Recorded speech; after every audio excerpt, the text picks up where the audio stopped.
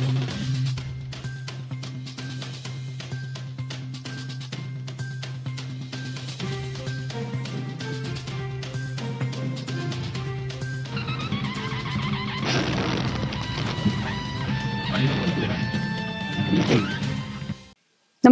आपण पाहता Hirkani news. Hirkani news प्रत्येक क्षण ताज्या घडामोडी आणि महत्त्वाच्या प्रत्येक बातमीसाठी नेहमी तत्पर. दारूसाठी पैसे न दिल्याने वडिलांवर चाकू हल्ला, आईलाही मारहाण.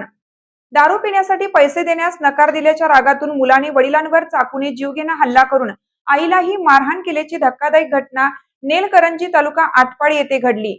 या प्रकरणी आटपाडी पोलिसांनी आरोपी मुलाविरुद्ध गुन्हा दाखल करून त्याला अटक केली आहे.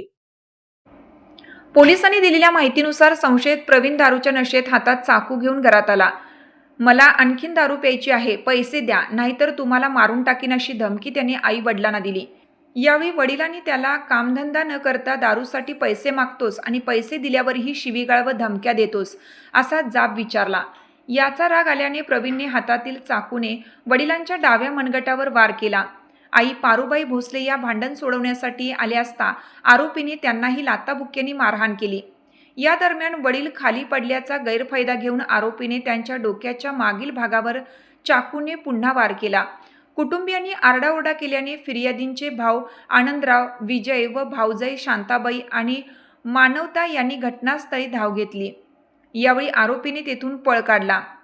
पळून जाताना माझ्याविरुद्ध तक्रार केली तर परत आल्यावर तुम्हा सर्वांना जिवंत सोडणार नाही अशी धमकीही त्याने दिली.